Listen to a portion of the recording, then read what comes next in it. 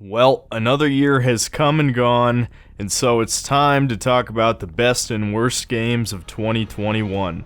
The good news is, this year was definitely better than last year. The bad news, of course, it's nowhere near as good as any year from the PS2 or even PS1 generation. But if you're an avid viewer of this channel, you already knew that. So I won't waste your time with too much preamble, because this is probably going to be a long one. So let's just go over the rules really quick. They're pretty simple. The game has to have released in 2021. It can't be a remaster or remake unless the remake is a complete reimagining in a new gameplay style, like the more recent Resident Evil 2 and 3 remakes and Final Fantasy 7 Remake, for example. And of course, the most important one, I have to have played it. So if you're expecting Battlefield 2042 to be the worst game of the year, not even I wasted $60 to see that trash for myself. It should be no surprise that since you're watching this channel of all channels, that I'm going to start with the worst. Now I want to be clear, I don't go out of my way to play bad games in most cases. Otherwise this list will be dominated by indie games that nobody's ever heard of, because for every good one, there's at least 20 shitty ones. And personally, I don't think that's very interesting anyway. I would rather just shit on the AAA industry like I've done in many other videos. So think of this more of a list of particularly disappointing games or stale, repetitive sequels. And of course, the increasingly obnoxious injection of political propaganda and wokeness into modern games. So without further ado, here's the 5th worst game of 2021. I kill every visionary in one day, I break the loop, period. I know where they spend time, but I'm guessing it won't be as easy as hunting them down. Good thing I'm one stubborn motherfucker. Now I already know what some of you are thinking. Deathloop is not a bad game. In fact, I said it for myself that it was pretty good. Well, there's two main reasons I put it on this list. One, every game journalist gave this game a 10 out of 10 for no reason except one very obvious one. I don't have to say it out loud, I've literally pointed this out twice already. And of course, me pointing this out got me a 44% like-dislike ratio on that video. Not that you can even see that anymore, but I still can. And the second reason is that it somehow won 2 categories during the Game Awards. Best Art Direction, which you could probably make an okay argument for that one, but much worse, it won Best Game Direction. This could not be further from the truth. The game direction is by far the worst aspect of this game. As I've now explained in 2 other videos, it's a roguelike with almost no roguelike mechanics, no randomization. There's only one way to win the game, despite the whole point of the game being that you're trying to find out how to kill all the visionaries in one day.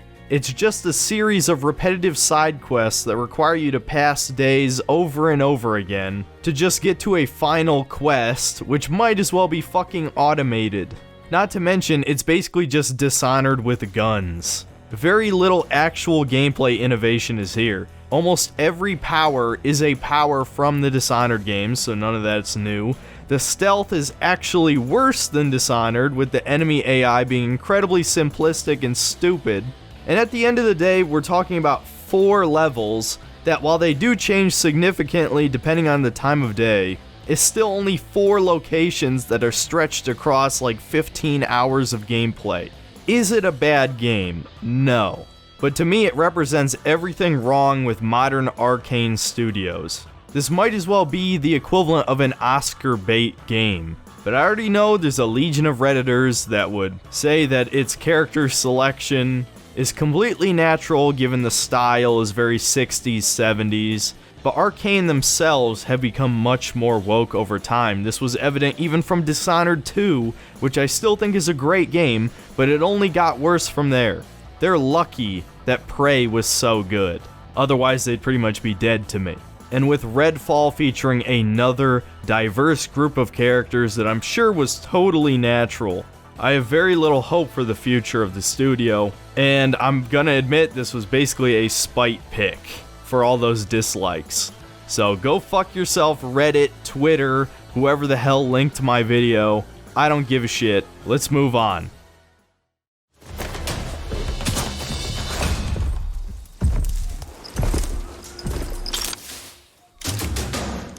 And number 4 is Biomutant. I actually joked in my Game Awards video that this is the winner for worst game direction this year, and yeah, it's pretty fucking bad. I don't think I've ever played a game that goes out of its way to make it less fun. Particularly the first 3 hours of this game stop the gameplay for meaningless dialogue so many times. The narration is annoying and repetitive. The characters are nonsense, children-friendly characters, which is fine, except this game had like a weirdly edgy teenage marketing to it, despite the fact that the tone feels much more like a Spyro or Banjo-Kazooie type of thing that was meant for smaller children. It's very confusing and hard to describe. Not to mention the combat is overly simplistic and guns are broken, and you're just gonna be spamming the same Wung Fu moves over and over again. And yeah, it was just very boring. It kind of felt like if you took all of the soul out of Breath of the Wild, and then added really generic RPG mechanics that add nothing to the game. And yeah, at the end of the day, it's just a boring game.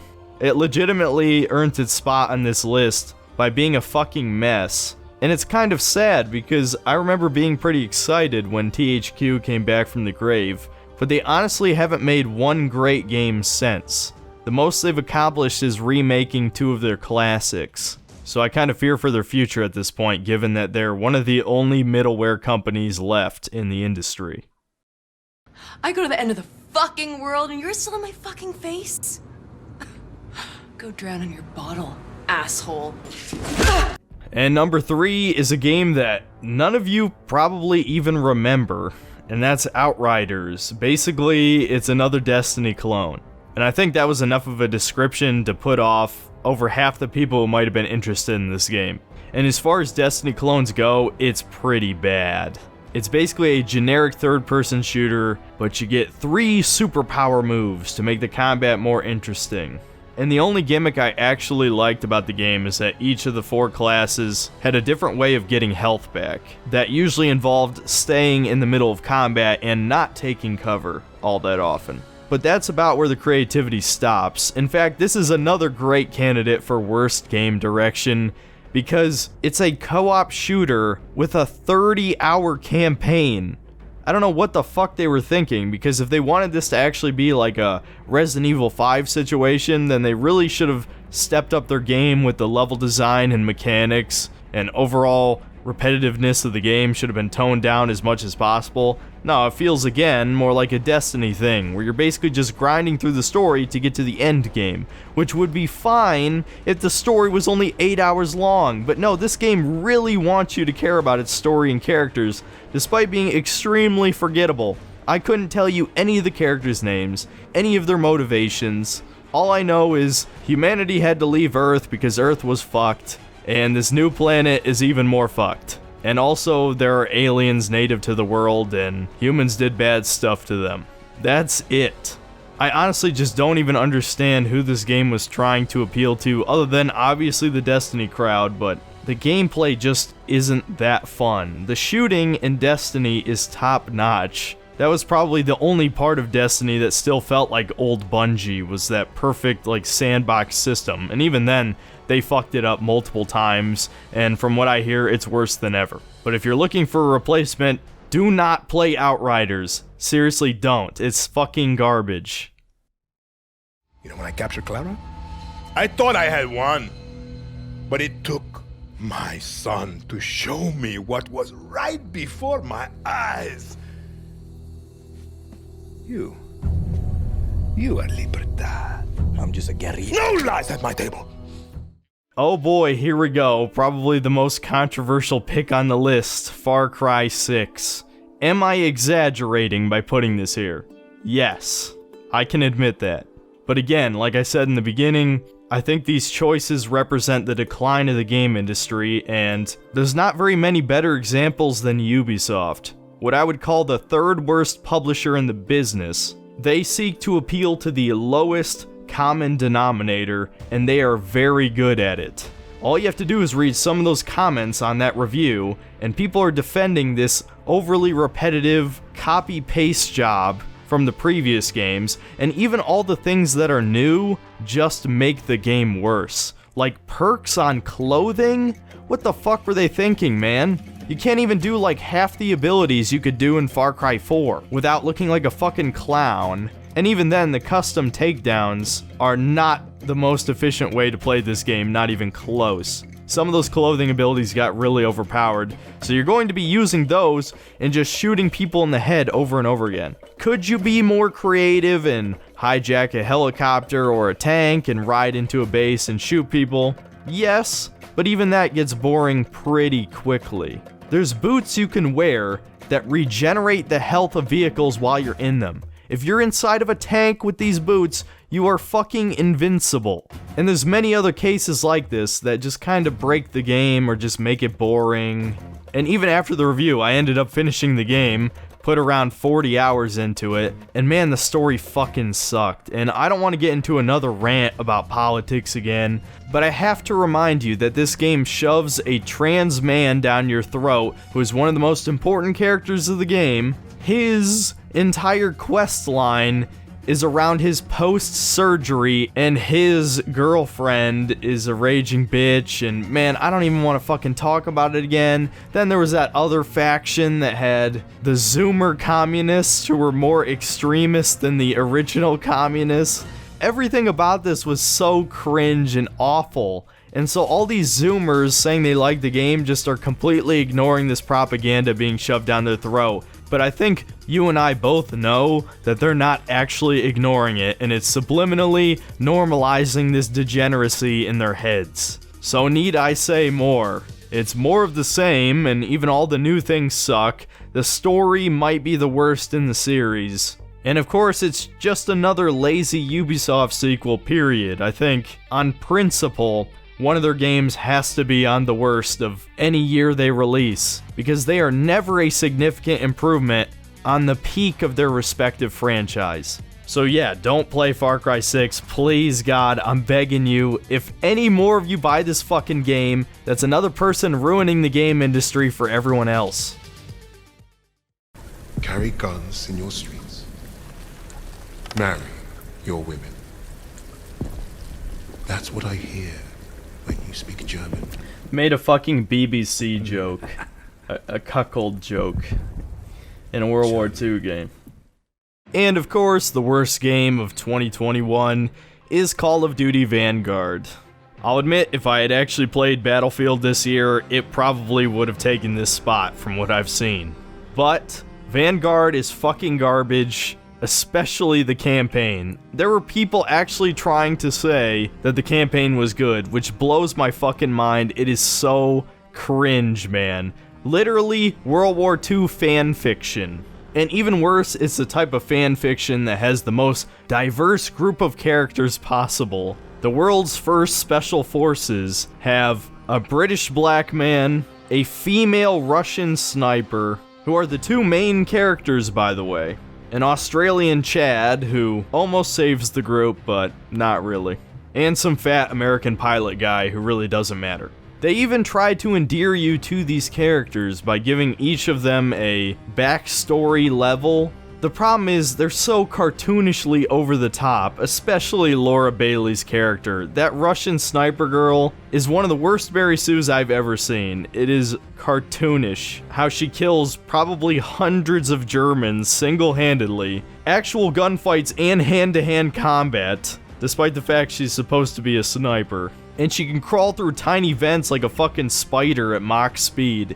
It is so weird, dude. And even ignoring these terrible characters, the design of the levels is so boring. Most of them are very linear corridors. And honestly, just a lot of scripted sequences, period. I don't want to describe them all. The amount of times where the game requires you to do something extremely specific is just embarrassing. I actually feel bad about complaining about World at War's very few scripted sequences, because every fucking 15 minutes Vanguard wants to funnel you down a pathway or take controls away from you or force you to watch a cutscene you don't care about. Just awful modern gaming sins that you've seen dozens of times by now. So what about the multiplayer? Well, the multiplayer is okay because it's just a copy-paste of Modern Warfare 2019's, even down to copying recoil directly from guns in 2019. I'm not making this shit up, other YouTubers have covered this. But to make matters worse, they tried to turn it into a hero shooter. And of course, half the fucking characters are women in our World War II shooter. There's no generic milsim. There's no Nazis at all. You can only play as Ally Special Forces snowflakes. I wonder where they got this idea to remove half of the forces that fought in World War II. There you are, playing the PvP in your World War II shooter, and all of a sudden, you're a Nazi. You didn't ask for this. You didn't choose this. Yet there it is. Fucking extra credits videos are ruining video games years later. And of course, even one of them is a defecting German woman who can sprint with an MG42 in one hand. Though I guess technically that's every character, but her favorite gun is the MG42, which I doubt she could even hold upright. And then of course there's the gunsmith, which you can very tactfully destroy historic relics by taking off their stock, adding in sights that did not exist, swapping out for special barrels that basically turns it into a completely different gun, and nonsense ammo conversions. I'll let a real gun expert cover the details on these things, but even a layman can tell that almost all of these gun combinations were not possible at the time, and even worse, they look stupid. Are the maps at least good? Not really. Mostly 3-lane maps, and even the ones that aren't 3 lanes are kind of annoying with how small or comically large that they can be. There's probably only 3 or 4 maps in the selection I actually liked. And one of those maps was actually from World at War, so yeah, of course they're reusing old maps. I don't think I need to tell you that this game spits in the face of World War II, does not respect it in any way, and unfortunately will probably rewrite history for a lot of idiot Zoomers who don't pay attention in school. Not that they even teach anything important about World War II anyway anymore, except for one specific event that we all know that we're taught every year. I could go further, but we need to talk about the best of 2021, because there actually were a few games worth playing this year, believe it or not. So, on to number 5 of the best of 2021. No. Not then! Not again! We need to run! I need a weapon. Weapon? This is all I've got. It's enough.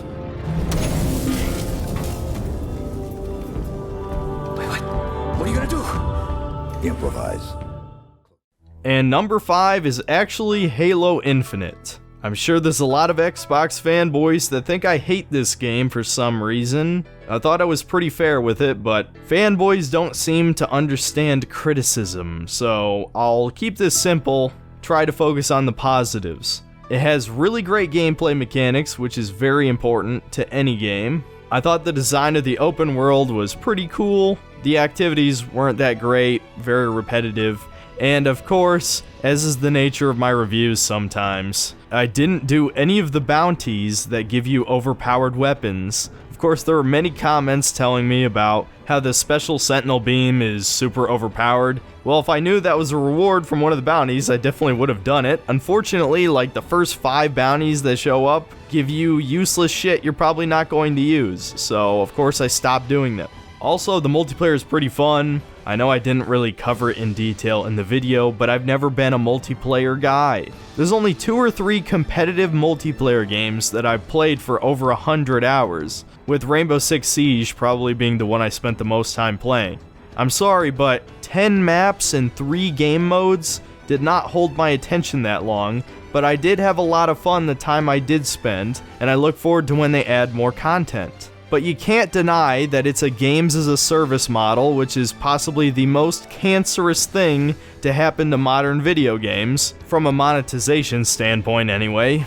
So yeah, I had a lot of fun with the game, even though it sounds like I'm being too negative, as I do. But the only reason it isn't higher on the list is because, well, the story was complete shit. Maybe not as bad as Halo 5. Maybe I did exaggerate a little bit, but it was really awful, I'm gonna be honest. And yeah, the multiplayer feels half complete. If they add more stuff, well, I could definitely have seen it making it up to number 3 at the very least.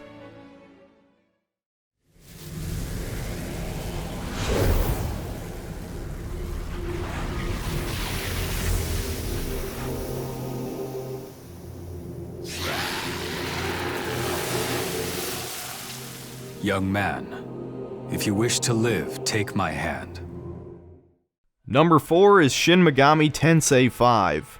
It's been a while since I played a JRPG, and even longer since I played one with good combat, so it was pretty refreshing to play one that put all of its eggs in one basket, that being the combat. Obviously, I'm not going to explain again how it works here, but if you played Persona, it's pretty similar. Basically, every turn is incredibly important. You can get extra turns by exploiting enemy weaknesses. There's buffs, debuffs, status ailments. There's even a super meter, which once it builds up, lets you make all of your moves crits, and later in the game you get access to even more powerful abilities near the end game. But your enemies have access to these crits as well, so it's very easy to die in this game. And of course, since this is a Pokemon-esque game, yes, I read all those comments telling me that Mega 10 does predate Pokemon technically, but you got my point. You recruit monsters by talking them into joining you, which is kind of enjoyable in and of itself, and then you combine those demons with other demons to make more powerful demons, including gods from various pantheons. The main reason this game wasn't higher on the list is because it has a notoriously bare-bones story. And even though the focus of the SMT games has never been the story, from what I've read and from what you guys have told me, the story in this game in particular is even worse than previous games in the series, and especially if you compare it to something like Persona, which went from a spin-off series to by far the most popular games in this IP. Well, yeah, it's certainly lacking in a very important category to any JRPG. I mean, seriously, if you tell somebody a JRPG has a bad story, they're probably not going to play your game. But really, that's the main problem with it, that and the fact that it feels rushed in certain places, and I'm actually almost certain it's rushed, just given that the final major area of the game jumps from level 55 to 72. And to repeat what I said in the video, if enemies are more than 5 levels higher than you, they can kill you in one hit. So imagine my surprise when I find out that Orochi, a random wandering monster in this area, is level 70-fucking-2. I sure hope you saved up your gospels, or you're gonna be grinding for a long time. But yeah, other than that, it was a pretty enjoyable game. Definitely a bit grindy, but I think that's most JRPGs. And certainly one of this game's greatest strengths is that it has a shit ton of boss fights. If you include mini-bosses, there's probably over 50 bosses across the entire game, with of course the major ones having unique gimmicks that make things challenging, and even some of the mini-bosses can be creative. There was one in particular where you had to fight level 99 versions of the most basic monsters in the game. I thought that was pretty cool. So all in all, I would definitely recommend it. Unless you don't like turn-based combat, then you're obviously not going to like this game, and it's still no replacement for Pokemon. But it definitely got me interested in this series, and I'll probably play some of the other games now, eventually. Urama. Hey, wait.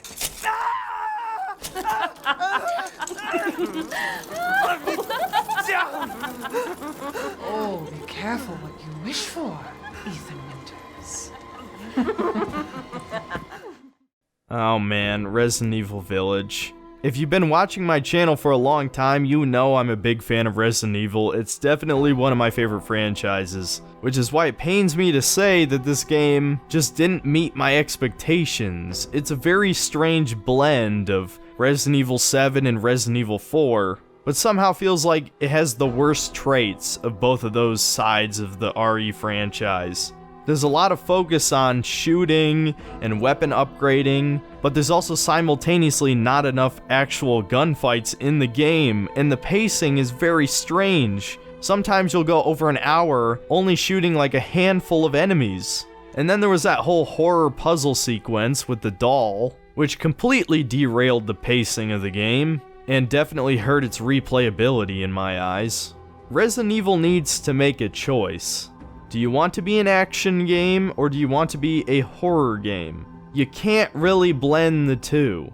There's a reason why Resident Evil 4 was such a huge departure from previous games, because you can't make a slow-paced, methodical, fixed camera, tank controls shooter and still have satisfying gameplay. And in the case of Resident Evil 7, they actually had a really good balance between action and horror, mostly leaning toward horror, but now that they've added all these new guns and weapon upgrading, and probably quadruple the shooting that Resident Evil 7 had, you need to just go full action. You can't do these horror sequences anymore. It's not scary, for one, and two, it makes the slower pace, scripted, non-shooting sequences feel like a complete waste of time. I hate to say it, but the game peaked in the first area. And not just because I'm attracted to Lady D, I just legitimately think the castle was very well designed, and not a single other area in the game was as interesting either visually or even purely from a design perspective. But then on the other side of things, the shooting itself is actually really satisfying. Every gun, other than the handgun of course, felt appropriately powerful and satisfying to use. And finding or purchasing more powerful versions of guns and finding weapon upgrades and treasure out in the world is satisfying because it was satisfying in previous games as well. Combining progression systems of Resident Evil 4 and Resident Evil 2 actually worked really well, which is why I wanted more shooting. This is something people didn't really understand in my original review. I actually would prefer this game to be a full action game, even though Resident Evil 7 was more of a horror game. I just think it would be more fun for this game specifically, especially since it's really not very scary, outside of one particular section that probably comes to everyone's mind. And I think it's also important to mention that the boss fights were mostly really good as well, and Resident Evil almost always has good boss fights, so good to see that that hasn't changed. The only other negative worth mentioning, I guess, is that this Mercenaries mode is possibly the worst in the series, but at least it allows you to get cool unlocks for the single player. And yes, I grinded all the way through even the harder difficulty stages to unlock the lightsaber. No, it wasn't worth it, but it was pretty cool for like 10 minutes. I could probably talk about this game all day, but I think I'll just leave it here. It's still a good game, but I'm very conflicted about it. I definitely enjoyed my time. I still thought it was fun, but it's just not as good as Resident Evil 7 or the Resident Evil 2 remake or Resident Evil 4. Honestly, it might even be worse than Resident Evil 5. But it could have been a masterpiece. There is definitely a masterpiece hidden in there, but the direction of this game is too muddled. I'm sensing a theme with 2021. It's just bad game direction across the board. It's even ruined good games. But maybe that's a topic for another video. Let's move on to number 2.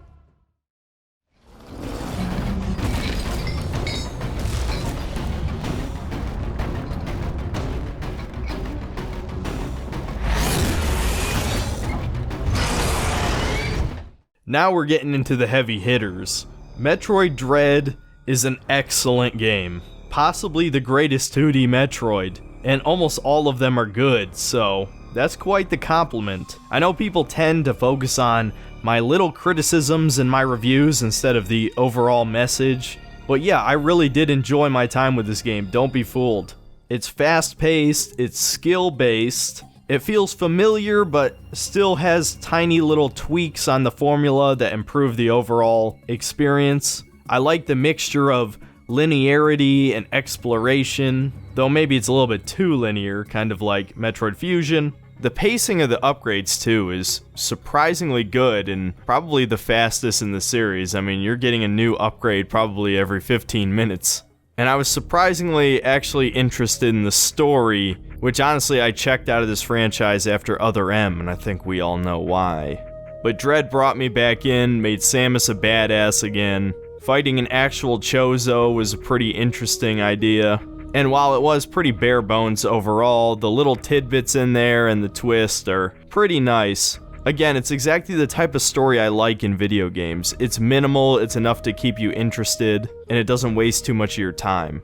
The boss fights are possibly the best in the series, though I do think they leaned a little too heavily into trial and error gameplay. I don't want to bring up Hollow Knight again because apparently I'm really good at Hollow Knight. Either that or the people who play Hollow Knight are just bad at video games. I don't know, really. My only advice is maybe you should play a Souls game because Hollow Knight took a lot from Dark Souls, I'll tell you that. But other than those little small criticisms, that and getting 100% completion was pretty annoying. It's a really fun game, would definitely recommend it to anybody who's a fan of Metroidvanias. It's not my favorite. I still like Symphony of the Night a little bit better, and I don't think any Metroidvania is going to be topping Metroid Prime anytime soon. That is probably one of the best games ever made. Metroid Dread is still one of the best games I've played in the last 3 or 4 years, so definitely check it out if you have a Switch. And 2021's Game of the Year is Raid Shadow Legends, is what I'm sure some of you think I actually believe. Honestly, I'm disappointed in a lot of you. Do you really think I believe a single word I said during that ad? And if you do, well, you're just an idiot. I hate to say it. And if you don't, then what's the problem? A lot of you seem to believe that this is going against my principles, or that I've deceived you or betrayed your trust in some way. If you actually watch my channel, you know that my position on microtransactions has always been that the idiot consumer is to blame for purchasing them.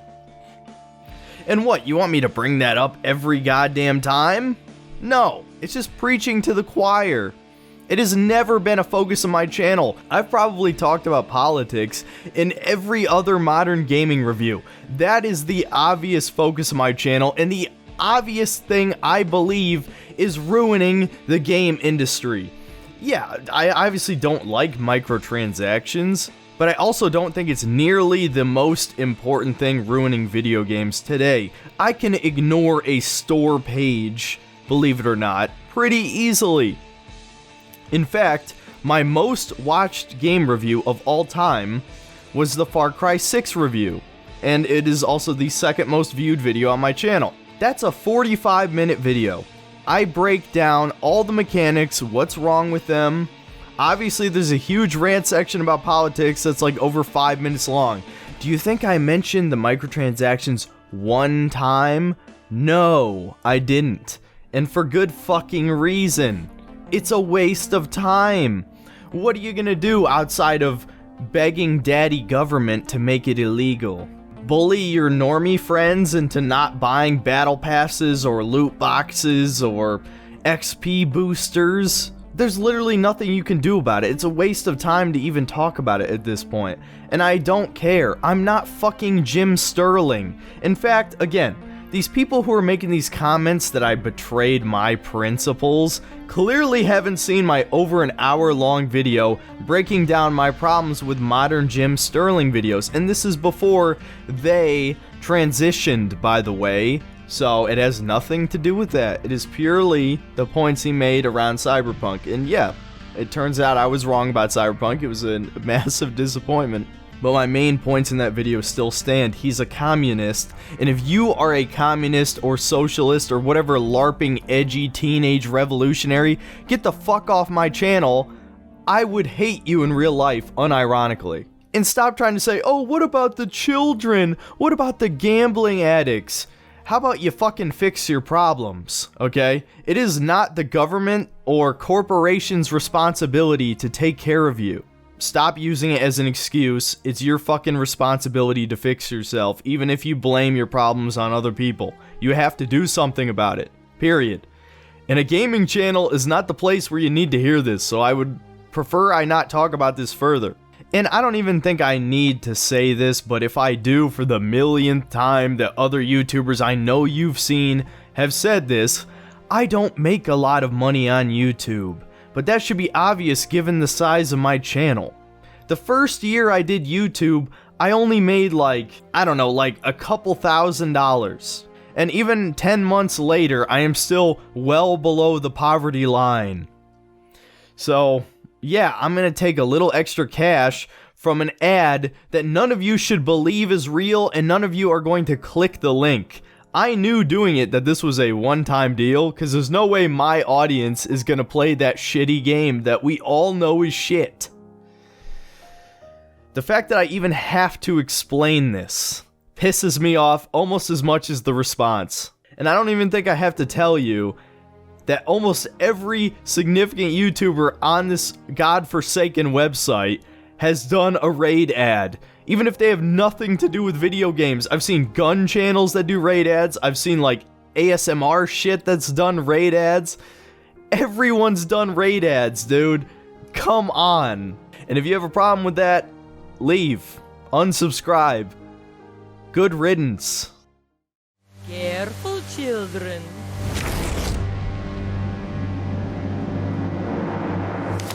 Oh, I fear a storm is coming. And the real best game of 2021 is Psychonauts 2. And without a doubt, the game I regret not reviewing. Because it is awesome. It is one of the few times I played a sequel that came out years later after the original that was actually as good, if not better. And as far as 3D platformers go, it's easily one of the best to come out in the last 10 years. Now granted, it's a pretty slim selection. The game industry has pretty much given up on them. And if there's anything I've learned from my own channel, a lot of people don't even care about them anymore. So that was a pretty rough black pill for me personally. But even if you don't like 3D platformers, I honestly still think you'll like this game. It's that good. It's one of the few cases I've seen of a game taking all of the advancements in technology, how much more powerful modern gaming architecture is, and actually using that to improve the shortcomings of the first game. The most obvious improvement is in the level design visually, and honestly I don't really comment on graphics that much, but just the pure visual aesthetic here is nearly perfect. Some of those later levels, really fun ideas. There was one level that was basically a cooking game show with puppets, and there was an actual mini game where you had to cook various dishes. There was the Psy King psychedelic level, which is probably the most memorable in the game. It's easier to just show you than to describe it, but obviously it's very colorful as it represents a soul deprived of any of the senses, and suddenly he's given a human body, and so everything is so colorful and borderline overbearing to the eyes, with each section representing a different sense, so you'll have like giant noses and tongues, and it was a very fun idea. Another one was almost like an homage to Super Mario Galaxy, where you're sailing around this little planetoid and you enter these various doors and it goes through the memories of this traumatized character. And yeah, I mean, it's just a fun time. It's a nice linear collectathon platformer, much like the first.